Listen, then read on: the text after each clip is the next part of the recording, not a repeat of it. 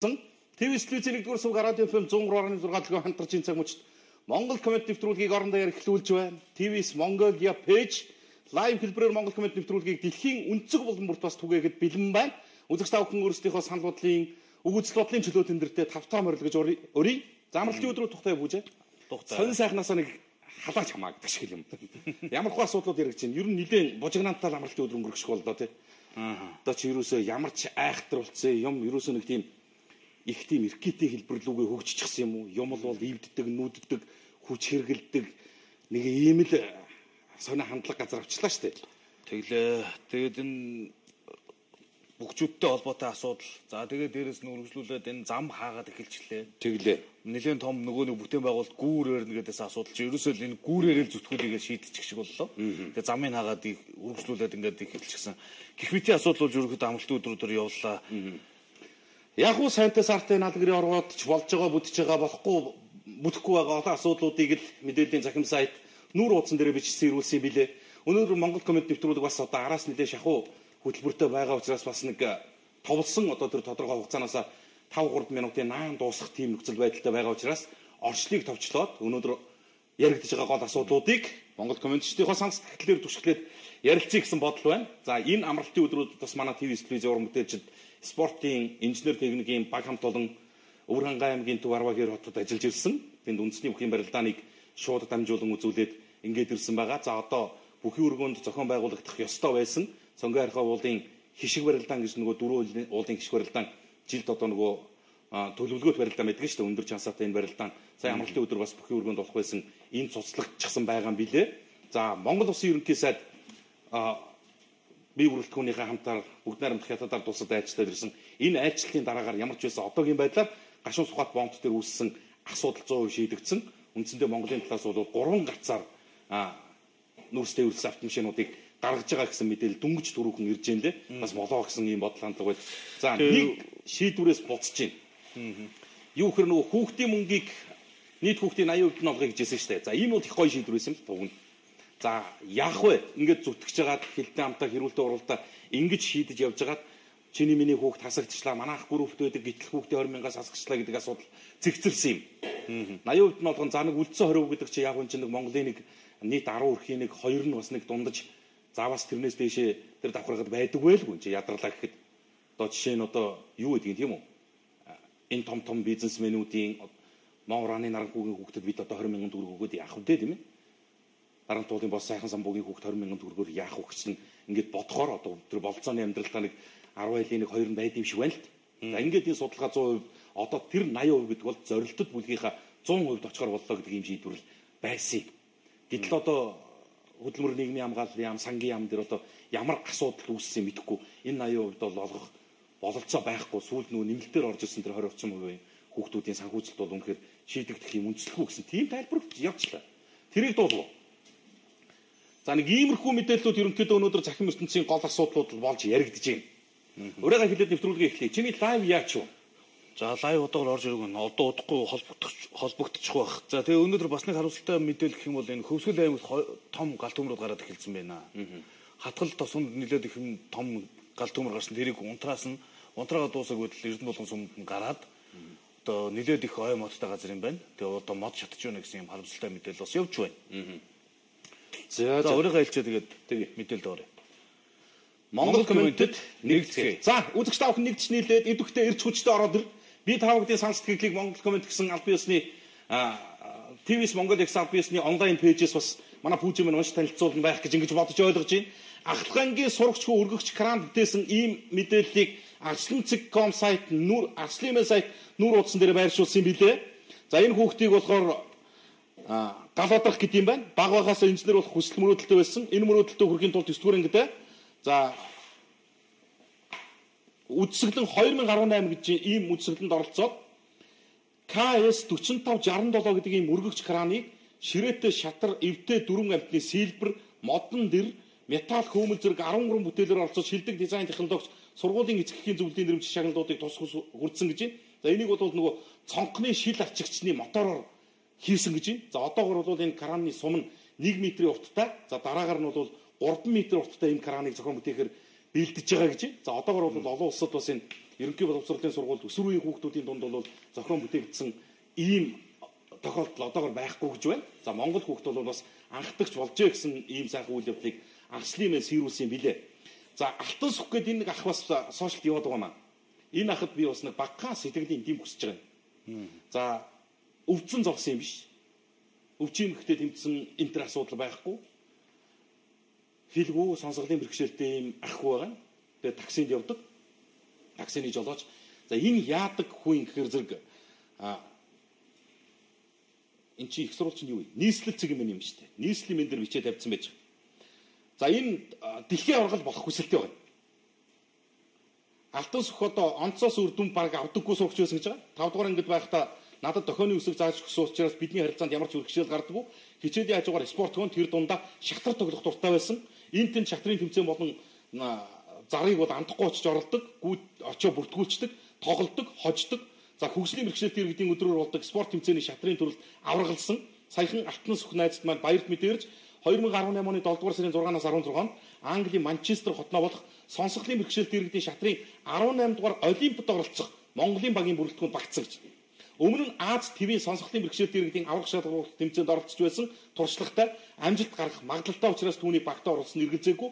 За найзыгаа бол дэмжиж байгаа энэ залуу сошиалд ингэж бичснийг нийслэл цэгийн сайд сэрүүлж олон нийтэд танилцуулсан юм билээ. Тэр дэлхийн тэмцээн уралдаануудаас амжилттай оролцож исэн энэ залуу бол одоо продюсер автомашиныг бас лизингээр авчихсан. Үүндээ өөр орлогын их усүр байдгүй. Тэгээ 4 сая орчим төгрөгийн санхүүжилт зардал шаардагдж байгаа. Тэгээ энэ сонсголын бэрхшээлтэй энэ ахыг бас одоо тэр дэлхийн одоо олимпийн энэ том тэмцээн уралдаанд оролцуулах боломжийг эрэлхийлсэн залуучуудын үйл хэргийг би бас нэг дэмжиж танилцуулъя гэж бодсон. Нийслэл цэгийн сайт дээр дэлгэрэнгүй мэдээлэл нь байна лээ. Холбогдох утасны дугаар, ханд өргөж болох данс нэгэд бүх зүйл нь байсан. За нэг иймэрхүү мэдээлэл ямар ч байсан нэвтрүүлгийнхаа ихэнд дуулгачих гэж ингэж бодсон юм. За Арслын мэний дараагийн мэдээ шинээр 5 төр замыг гаргаж замын хөдөлгөөний эрчмийг нэмэгдүүлж байгаа материалыг онцоллоо. За энэ их гоё мэдээлэл байгаамаа. За ямар ч байсан нөгөө Монгол Улсын засгийн газар хот дүүргийн удирдлагууд чинь нийлж ярилцаж хилцэж чагаад нөгөө 42 сая долларын буюу нөгөө амар өндөр үнэтэй гүүрэн замыг чинь барих дээр одоо үндсэндээ жичрээ зогсчлоо. За тэр тэндээ. За тэр бол одоо угаасаа юу гэдгийг сайнтай муутай асуудал ингээд яригадаад хилэгдээд л явна. Нэгэнтээ яасан хэр зэрэг тэр Хон Плаза буюу нөгөө минт баарнаас чинь замын цагтыг уулзур хүртэл энэ юуг замыг 1 жил 6 сарын хугацаатай өнөөдрөөс эхлээд хаачлаа. Гэтэл нэг гайхамшигтай юм юу болсон гэхээр зэрэг Монгол залуучууд Монголын арт замчид 2 хоногийн дотор арт зам барьж түүхэндээ рекордыг эвдлээ. Юу хэлэх гэж ирэхээр юмд сэтгэл байвал болдог байна. 2 хоногийн өмнө буюу 5 дахь энэ зүгээр улаан шороо байсан. 2 хоногийн дотор тавьсан зам. Тэгээ Арслын мэнийх өнөөдөр бүр ингээд дроноор зургийг аваад ингээд бас нийгмийн сүлжээд тараасан байсан. Ич юм хий гэвэл болдсон байна найзуудаа. Нөгөө нохоо хамраа тулахаар усч хичээр юу нөгөө нэг үндсэн одоо нөгөө фризерийн замыг хаачгаад өөр явах зам алуулчих штеп. Тэгээ энэ бол яг юу гэдэг зорчих одоо үндсэн маас нь хийм бэ гэдэг дээр ч одоо иргэд дүгнэлтөө гэж байгаа. Ийм байсан. Энэ зүгээр нэг юм улаан шороо байсныг одоо ингээд 2 хоногийн дотор бүтэн арт зам болгоо шинжилээд ингээд засчлаа. За би юу гэж хэлэх гэж ирэхээр зэрэг энэ хурдаар болвол Монголд зам тавих шиг амрах юм алга. Хоёрдугаарт нь энэ тавьж байгаа зам шиг чанартай зам алга. Эн чинь үндсэндээ нийтдээ 7 хэсгийн ийм замыг 1.3 тэрбум төгрөгөнд багтааж тавьж байгаа юм. Тэгээд тэр 1.3 тэрбум төгрөгний чинь бас багахан хуваар одоо 7-ны 1-ээр нь тавигдсан зам энэ баггүй. Яг олонний нүдний өмнө ил тод засаг төрийн хяналтанд орвол нэгдүгээртний навц замын чинь мөнгнөөс идэгддэг юм байна. Хоёрдугаарт нь хийж болд юм байна. 5 дахьд эхэлсэн замыг нэгдүгээр өдөр ашиглалтанд оруулж болж штэ. Тэгээ энэ ч одоо 1000 км автозам тавина гэд энэ замын байгууллага салбарын яам нь нийтэд танилцуулаад байна дээ. Энэ байдлаараа бол бид нар бас энийг амархан шийдчихээр юм боломж олцоо гарц гаргалгаанууд байд юм байна. Арслын мэн дэлгэрэнгүй бичсэн байсан үзэгч тав ороод үзэж болно. За агуулгын зүгээр юу н үзэгчдэд бас сайнтай муутай мэдээллүүдийг дуулгая гэл ингээд бодсон өнөөдөр бас хэд хэдэн асуудал байна. Ноцтой гэж хэлж болохоор за нэгдүгээрт Монгол Улсын ерөнхий сайдын тэр хятадд хийсэн айлчлал бол тэрээ. Тэрнтэй бол одоо бидний хин яриаггүй. Их л одоо эдийн засгийн ач холбогдолтой агуулгын үед их том төрийн өндөр дэд хэмжээний зүйл ярьж илээ. Надад сонирхолтой байгаа асуудал нь юу гэхээр зэрэг яг л бидний амьдралд байж байгаа баримт юм баггүй. Чи Монгол улс энэ жил бүтэн 2017-аас 18 оны жил 20 сая тонн нүрс одоо экспортод гаргаж яхад 280 мянган тонн нүрсийг дундаас нь аваад идсэн ийм нөхдүүдийн асуудал яригдлаа. Тэгээ засгийн тэргүүн хэлсэн байсан. Төрийн төсвийн төмний хөрөнгөөс өмч хөрөнгөөс ард түмний баялгаас хумслаж хулгайлж байгаа ийм хулгайч муур шиг нөхдүүдийг байх ёстой газар руу нь явуулна шүү. Ер нь явуулж байгаа шүү гэдгийг хатуун хэлчихсэн. 280 мянган тонн 286 мянган тонн нүрс гэж. 286 мянган тонн нүрсийг зах зээлийн хамгийн доод ханшаар бодохоор за бүх зүйлийнх нь одоо тэр зардал тээвэр бүх юм бодоод цэвэр ашигна гэсэн чинь 2 сая долларыг энд нэг хүн юм уу нэг хэсэг бүлэг юм уу хулгайлаад идсэн асуудал. 5 тэрбум төгрөг. Сонсоор үзэгчтэй.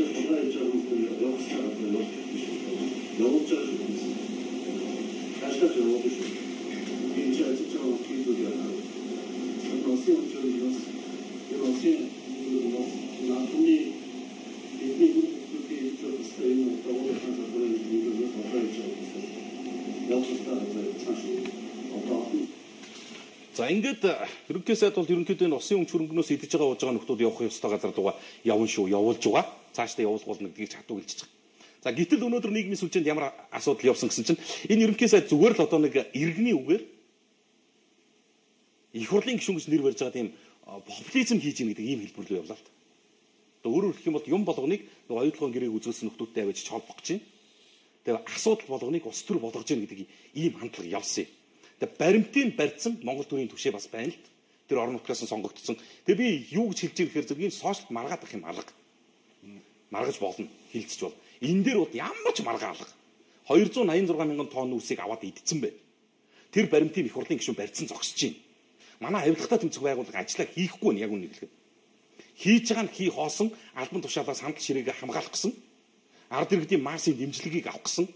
Нөгөө олонний анхаарлын төвд байгаа баяр зогт одоо сайхан бэлэг нараар шоудах гэсэн ийм хэлбэрээс хэтрэхгүй юм аа. Авилга зүгээр нүдний өмнө байна. Тэр хээлх бол албан тушаалын хэрэгтэй холбоотой асуудлууд чинь зүгээр л ард иргэдийн өмнө хөвөрж. Авилгатай тэмцэх газар одоо бүр явж хайж авилгатай тэмцэх тийм шаардлага алга. Зүгээр иргэд олон нийтийн тэр гаргаж ирж тавьж байгаа мэдээллүүдийг судлахад маш том ийм сүлжээ илэрч ийм болохоор ийм нөхцөл байдлууд байна. Энэ их хурлын гишүүн бол ярьж байгаа.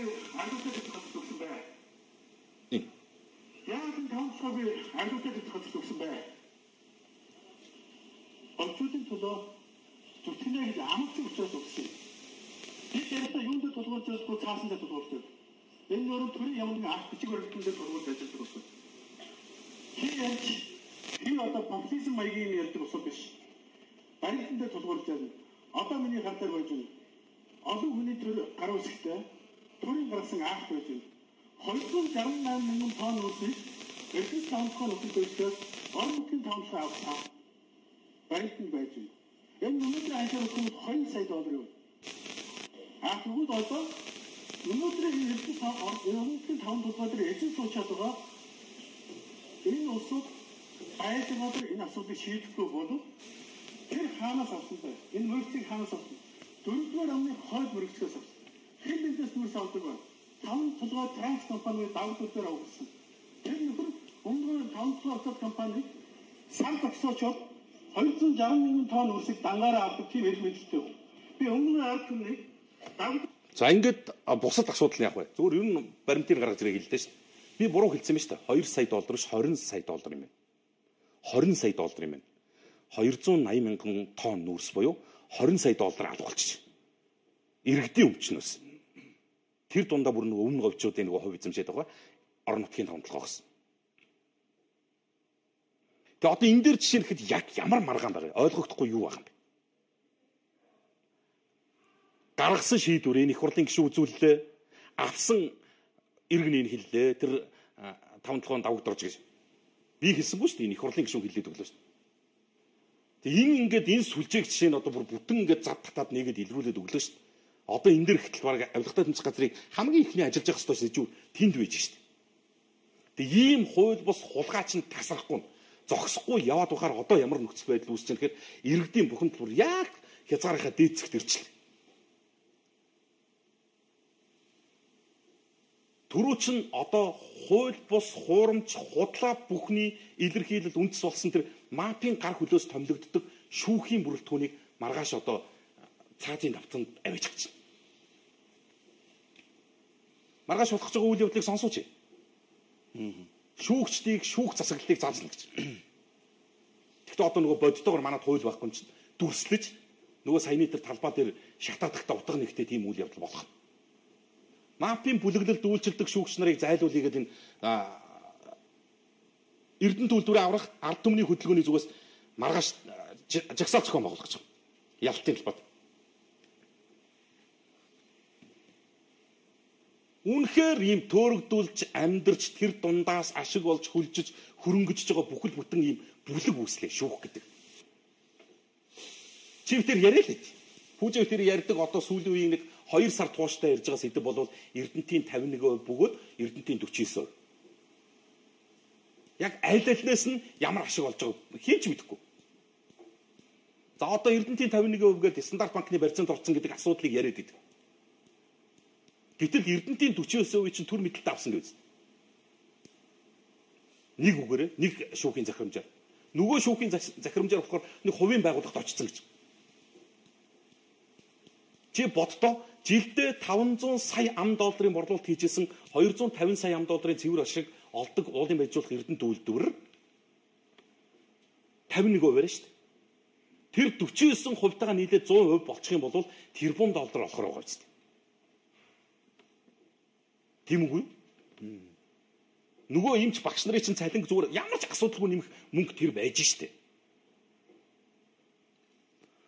Одоо тэр чинь Эрдэнтийн 49%-ийг 400 сая $400 худалдаж авсан гэж байгаа. Тэр худалдаа өгч юм аа. Тэр 49%-ийн хэсгийг үлдээчихэд манайх 51% л олборлоод байгаа юм уу? Тийм юм байхгүй ч. Эрдэнэт 100%-ийн хүчин чадвараар л ажиллаад байгаа шүү. Тэгвэл тэр 49%-ийн жишээ нь тэр 49%-тай тэнцэх хэмжээний ашиг орлого хаашаа ороод байгаа юм бэ?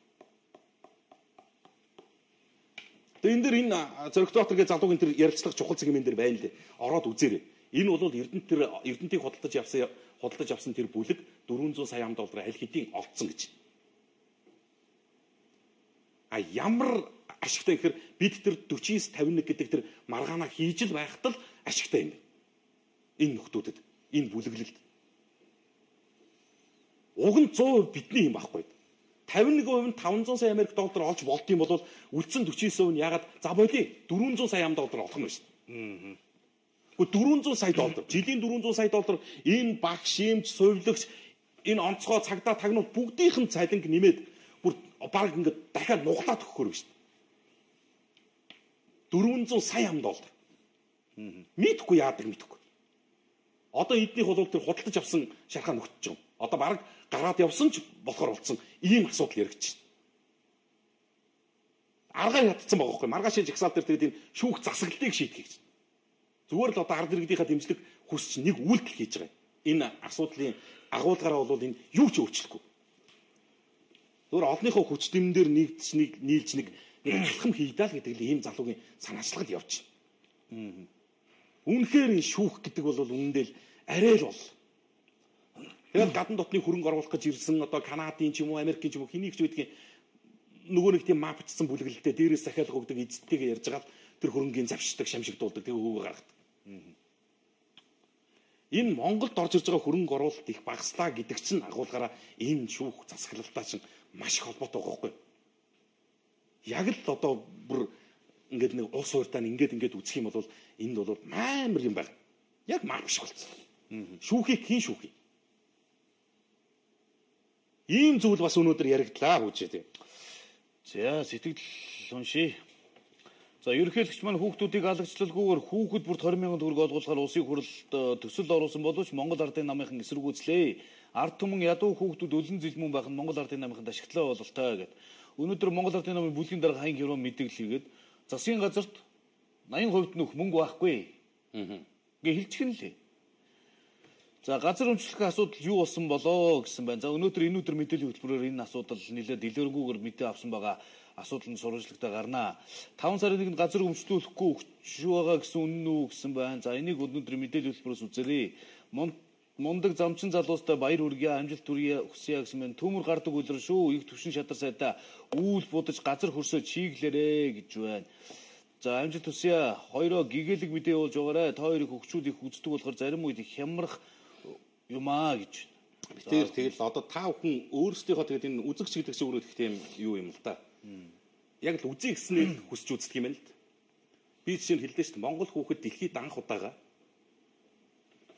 автомашины цонхны шилний мотор ашиглаж байгаад кран зохион бүтээснийг энэ хүн үзэхгүй. Одоо хүснэ үзэр. 2 хоногийн дотор Монгол залуучууд автозамыг бүтээн босгож ашиглалтанд оруулж өгснийг бол үзэхгүй. Энэ чинь сайнтай муутал байж байгаа л хорвоо шүү дээ. Тэгээд гэр болгоныг л хэлж байгаа юм. За урд нь сайд байсан болон одоо улсын хурал сууж байгаа гишүүд Эрдэнэт мэт улсын чухал объектыг хүнд байдалд оруулсан нөхдүүдийг хэрэг үйлдчихгээд байхад нь хаазаалах ёсгүй. Тэднийг харин ч иргэн хүнээс илүү хүндрүүлж хариуцлага тооцох ёстой. Учир нь тэд эрх мэдлээ ашиглаж эх орноо худалдсан, эх орноосоо урвсан хүмүүсээ ёс зүйн алдаа гаргасан нөхдүүд ч мөн ард иргэдэд оромжсон гэдэг утгаар нь хуулийн залд байхгүй гэж шалтгаалалгүй иргэн хүнийх нь хувьд хатуу шийтгэл ногдуулах ёстой л гэсэн байна. За төгжрлийг бууруулах гэж зам хаан гүүр давхар замаа барьж байгаа бол дугаарын хязгаарлалтаа хийлдээ 2 өдөр ч гэсэн төгжрөхгүй явах юмсан гэсэн байна.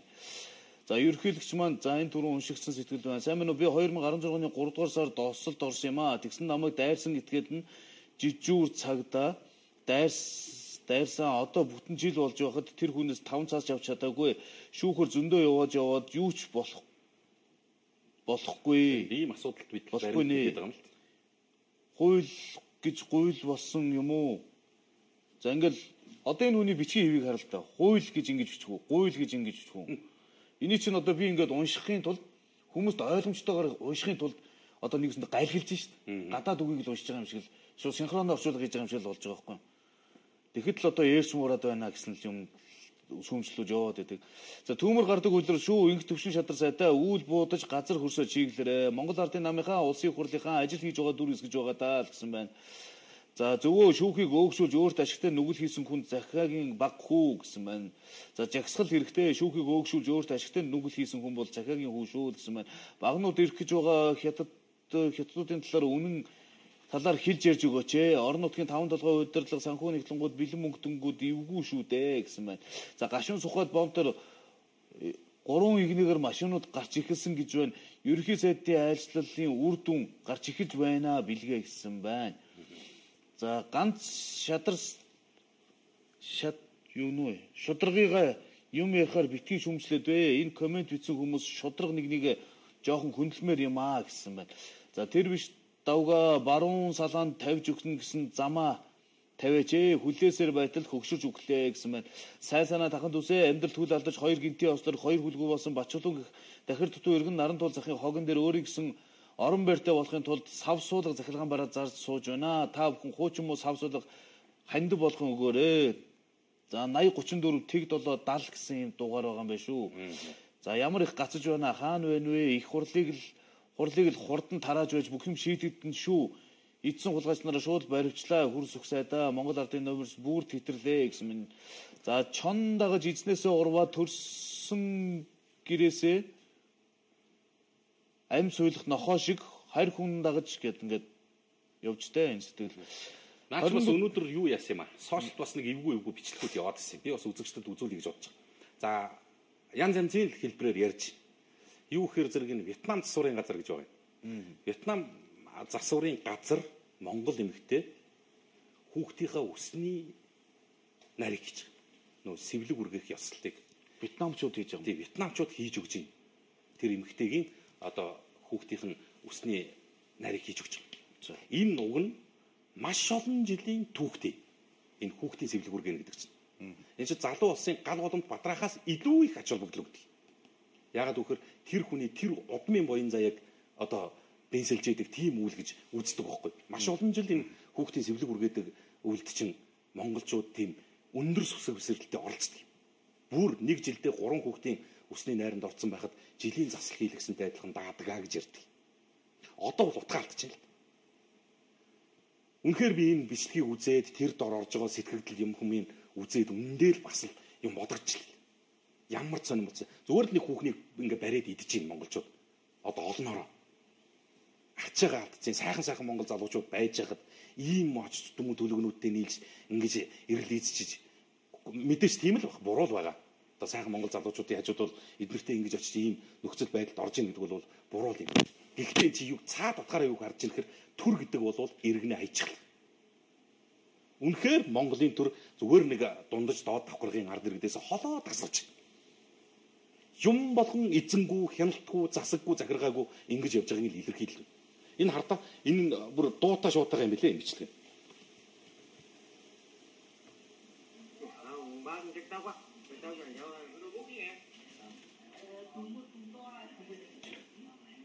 Энэ хүүхд энэ үуч. Энэ вьетнамчуудаар ингээд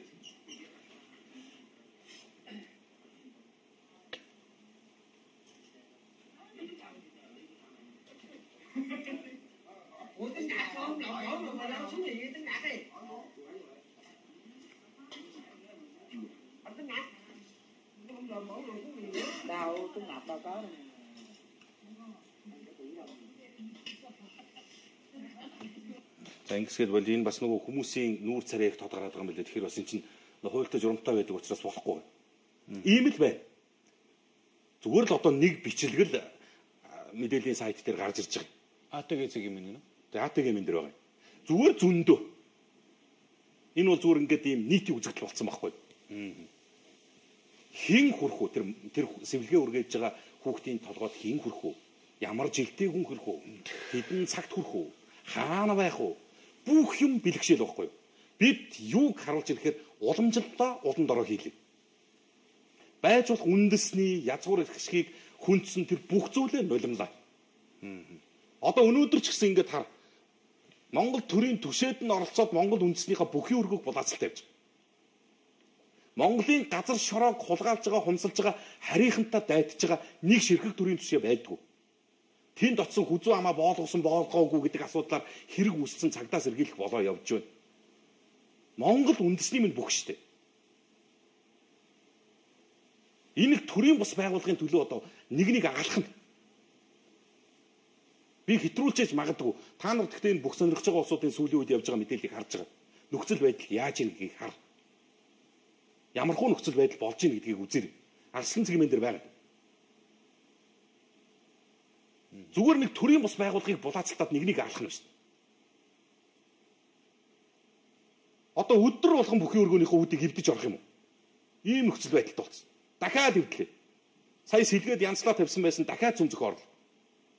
Энэ шорж яа тийм. 4 уулынхаа хишиг барилдааныг зохион байгуулах гэжсэнийг хоошлуулж хагаад булаацалж байгаа.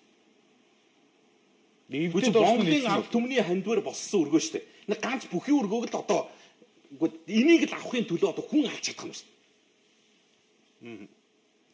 Дахиад явсаар хэргийн эзэн хийм бэхэр нөгөө шүүх. Нөгөө л нөгөө гачин шүүх хийж тогтолцоо. Аль талд нь шийдвэр гаргаж өгдөг нөгөө нэг юм хууль завхруулдаг нөгөө маркчсан тогтолцоо. Энэ хардаа уламжлалт болгоно бид нар юм бодголоо. Сая үндэсний том спорт тэр хурдан морины уралдаанаа юу болгож байна? Одоо хүчтүхийн барилдаан чи ийм болж байгаа. Бүхчүүдийн урам хугарч байгаа байхгүй юу? Энэ тэмцэл дундаас. Өдөр шөнөгүй бэлтгэл хийж одоо энэ улсын баяр наадамд өгчлөө шүү дээ. Наадмаар яхаа цэнгэлтгийнхаа хаалгыг эвдэж орох юм. Ийм нөхцөл. Гэхдээ та нар Монголынхоо газар шорооны төлөө хятадын компани хаалгыг ингэж эвдэж орж исэн удаа байна уу?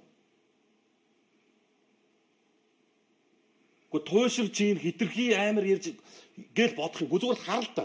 Өнөөдөр бидний шүтдэг овоон дээр сандаалаа сууж маргааш энэ нөхөр толгой дээр гарч ирлээ. Энэ хятад хар. Суурингийн хажууд байж байгаа шүү дээ. Энэ чинь Монгол улсын сум суурин шүү дээ. Ингэж доромжилж штэ. Энэний эсрэг чинь та нар дуурч чадсан төрийн төшөө байна уу?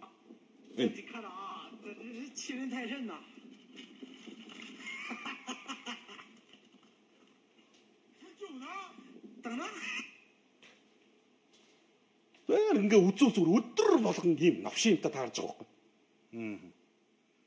Өнөөдөр эн чинь зүгээр бидний нөгөө нэг тактик хүндэлдэг өөрөөр хэлэх юм бол энэ хятадууд толгоон дээр гараад ирлээ гэсэн үг шүү дээ. Бараг ингэжсэн дорвол нутаг усаа, удам судраа, үүх түүхээ ингэж доромжлуулжсэн дорвол энэ хятадуудыг толгоон дээрээ суулгасан дээр байхгүй. Овоон дээрээ зайдлуулж байгаа тийм биз дээ. Толгоон дээрээ суулгавал энэ миний толгоон дээр суун. Овоон дээр зайдлна гэдэг чинь миний эцэг хүүхдийн толгоон дээр сууж байгаа гэсэн үг байхгүй. Энэ язгуур ойлголтын төлөө энэ их ашигын төлөө жишээ нь явсан ямар Чимбатууд, ямар Сүхбатууд хингэн байгаа юм бэ? Нэг л их үндэснийхээ ямиг хамгаалах гэсэн аврах гэсэн нэртэй нэг л ганц ийм бүргийн байшингал булаацалцсан ийм л хүмүүс л байна шүү дээ. Ямар муухай дуустгүй, эц төгсгөлгүй шунал юм бэ? Нэг л мөнгөтэй бизнесмен нэртэй нөлөөтэй улсууд л байх юм чинь яагаад тийм л баян болвол яагаад дахиад бүхий өргөө бариад тэндээ үйл ажиллагааг явуулчих болдог. Одоо эн чинь нэг тэрийг булаацалж байгаад нэгнийхээ цусыг үзэж штэ. За, машины дугаарыг хязгаарлаж юу болсон юм бэ? Хэлээд өгөөч. За, энэ машины дугаарыг хязгаарлаж чинь нэг төсөл яваад байсан тий. Нэгт, хоёр дахь, гурав дахь, дөрөв өдөр, хоёр өдөр зогсноо гэдэг юм явуулсан. Тэр болцсон бил. Болцоо хүчингү болсон. Яг хуучнараа нөө 5 өдрийн нэг өдөрт нь явахгүйгаараа шийдэгдсэн. За, харин 15-наас эхлээд энэ дугаарыг хязгаарлаж зуны бүсчлэлд шилжлээ гэдэг. Өмнө нь бол за энэ тойргууд чинь Сапорогоос байсныг л орон шараа. Офицеруудын ордноос за зүүн талд бол офицерын ордны ордноос дугаарыг хязгаарлалт эхэлдэг байсан бол одоо хууль сахиулах их сургуулийн уулзуур Чулууны наатлын уулзуур байхгүй. Ботаникийн уулзуур гэсэн үг. Тий, ботаникийн уулзуур. За тэгээд урдталтаа болохоор зэрэг за энэ юу гэж байна? Одоо Чулууны уулзуур шүү дээ, тий. Хөдөө аж ахуйн их сургууль, Зайсангийн гүүр. Өмнө нь бол 120-ын нөгөө нэг Тэмэтэ өгшөө байсан шүү дээ. Тэр уршаага нөгөө маршлын гүүрнээс нааш байсан баг. За ингээд геологийн төв лаборатори буюу 5 шарын уулзуур хүртэл ингээд хязгаарлалтууд нь тэлж байгаа юм байна. А тэрнээс биш 7 хоногт нэг л удаа зогсдгоороо зогсоож явах юм байлээ. Ард иргэд дэмжээгүй гэсэн нэг юм зүйлийг мундаг том ирэх ашиг байна тий. 42 сая долларын жил 6 сарын 20 цэрийн дэглэм. Энэ нөгөө Улаанбаатарын маань байж байгаа царай нөхцөл байдал энэ байж байгаа. Заавал энээс өөр арга байхгүйс юм шиг л ийм ойлголт хандлагаар л явлаа да. Дэста мэдхгүй юм да. Тэгээд ийм л байх л байсан юм байлгүй. За нийслэлийн Монгол Ардын нам баг хурлаа энэ 7 хоногт товолж байгаа юм байна. Энэ 7 хоногт хизээ хийх үү гэдэг товоо тодруулах гэж байгаа гэж байна. За энэ асуудалтай холбогдуулаад бас хэд хэдэн мэдээллийн сайтуудаас нийтэд мэдээлэл өгж байна лээ. Хот дүүргийн удирдлагуудын бас өнөөгийн нөхцөл байдалтай холбогдсон тайлбар мэдээллүүд гарч ирж нийслэлийн Монгол Ардын намын баг хурлыг энэ 7 хоногт товлно гэсэн гарчигта полицийн сайт 100-ны мэдээ сонины нийтлэлийг нийтэд хүргэсэн байсан.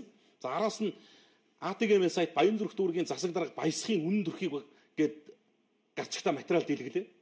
Энэ орон нутгийн дүүрэг хороодыг удирдах байгаа дарга удирдлагууд ч үнэхээр бүр бүх юмны дээр гарчлаа. Яг энэ хууль гэж чимэж хүндэлдэг үнэлдэг юм байхгүй болчихсон. Төрийн албанаас үндэслэгүй халагдсан иргэн шүүхтэд заргаа аваад ажилдаа буцаад ирэхээр нь засаг дарга зодгочихно.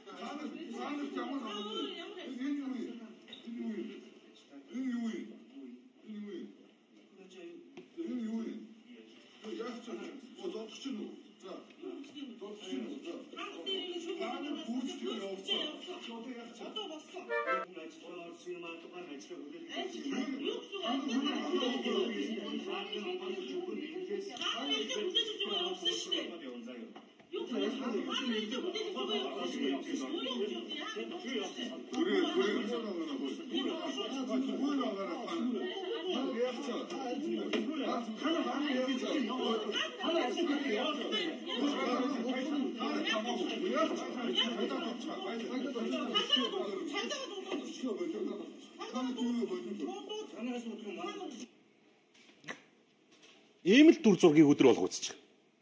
Одоо дахиад 19 он гарахаар нөгөө сонгуулийн өмнөх жил болохоор бүр юу болох юм ч одоо. Ажлаасаа халагдсан иргэн шүүхийн шийдвэрээ гар дээрээ авчаад ажилд орж чаддаг, өрөөндөө орж чаддаг. Арга ядаад шийдвэр гүйцэтгэх байгууллага тандаад би өрөөндөө орё, ажиллаа хий. Шүүхийн шийдвэр гарлаа гэд очихоор дүүргийн удирдлагууд нь шүүхийн шийдвэр гүйцэтгэж явж байгаа албаагчтай харьцаж байгаа хандлага юм. Бүхэл юм үн хөдлөө Монголд. Ийм л нөхцөл байдалтай ийм л цаг ирлээ шүү. За энэ оллоо дээр нэг юм мэдээ гарсан байна. За 33 минутын өмнө ороод ирсэн мэдээ байна. Яг 18 цагийн үед болсон юм шиг үлээ. Алтай канцлер орчны барьж байгаа саруул хорооллын кран нурлаа. за одоо ингээд 100 болоод нэг барилга эхлэхээр ингэдэг юм аа. За энэ одоо энэ хараа. Дээдлийн зурган дээр яг ингээд суурлуулсан нөгөө суурлуулсан байсан байгаа. Тэнчэнээс салцсан. Түүх тэр дээрээс юм уу? Тэ тэр дээрээс ингэж унаад. За ингээд. За мэдээ нь ингэж байна. 26 дугаар хороонд Баянзүр дүүргийн 26 дугаар хороонд Алтай констракшны барьж байгаа саруул хорооллын барилгын кран ажиллаж байхдаа унсан байна. Унахдаа краны суманд Баян Монгол хорооллын зүүн талын байран дээр тулсан ч тогтолгүй унсан талаар ойр хавьд байсан хүмүүс хэлж байна. Кран унахдаа хажууд байрлах Баян Монгол хорооллын хашаанд зогсож байсан нэлээд хэдэн машинуудыг дарсан байна. За одоогоор эмнэлэг болон цагдаа холбогдох байгууллагын газар дээр нь ажиллаж байна. Энэ талаар иргэн мэдээлэх болно гэдэг. Тэр машинууд дээр унтсан шүү дээ. Дээшлүүл дээ. За тэр нэг баахан пүрүүснүүд дарагдсан байна да. Хүн байгаагүй байгаа даа. Азар хүн байхгүйсэн билгүй дээ. Энэ нөгөө нэг өндөр барилгууд чинь нөгөө крана байшинтаа ингээд эхэлж байгаа яваад байдаг шүү дээ. Тэгэхээр энэ яасан байгаагүй гэхэлэр зэрэг одоо нэг цутгалт ботгалт бүрэн байга болоог багт нь л суурлуулах гэж оролж ирсэн юм уу яасан. Манай энэ барилга дугаас хяналт талхал. Барилга улсын комисс 2 нэг төрөвчөнд дотор орчгоор чинь ийм нөхцөл байдал үүсчих واخгүй. Байраа барьж дуусахаас өмнө шихүү баг комисс оруулдаг боллоо шүү. Кран нурж байгаа олон ч тохиолдлууд бас гарч байна да тэгэхэд. Ялангуяа өндөр байшин гэж зөвшөөрөл өгдөг болсон бас хяналтаа тэр хэмжээгээр нас чангадах шаардлагатай шүү дээ. За энэ 2018 онд ашиглалтанд орох ёстой байсан Аз ТV-ийн хамгийн том усан парк хаачва гэдгийг мэдээ цэвгэмэнийхэн сурвалжилтаа хайлаа байдгүй. Уг нь энэ онд орцсон байх ёстой. Одоо бид нар чи хаана байж явах ёстой вэхээр зэрэг Хавайтай төстэй дүүх хэмжээний тийм усан парк зохицолборт байж явах ёстой.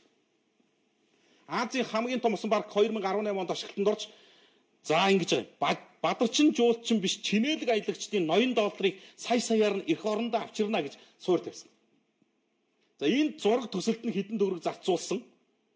Эхний ээлжийн одоо нөгөө газар чөлөөлөх ажилд нь хэдэн төгрөг зарцуулсан гэд бүх эцэн усан мөнгийг нь мэдээ мэн нийт дэлгэцсэн байгаа. Энэ үеч. Дунд голын ус цэгийг сайжруулан сөүлийн хам мөрөн шиг болгох завьар иргэд зугаалдаг болно гэсэн сайхан зүйрлэлүүдийг хэлжсэн. Энэ ажил одоо жишээ нь энэ ажилд хийгдээд 6 сар өнгөрч байгаа юм.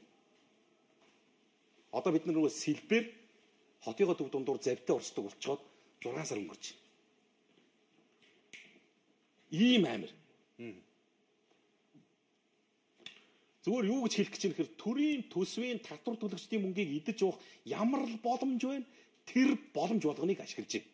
Энэ манай төрийн албаагч. Эднэрийн танилцуулсан энэ шүү дээ. Би ч санаж байна. Би дасгалтай гүүрэн дээр тэрэн дор имимд байж их хэвээр байхгүй юу? Тэгээд төв бассейныг хөвжилсэн юм. Яагаад гэвэл төв бассейнаас хэд дахин том хүчин чадалтай ийм олон улсын зэрэглэлийн байгууллагаж байгаа юм чинь бид тэргээр яадаг юм. Харамсалтай байгаа нь энэ байхгүй юу одоо?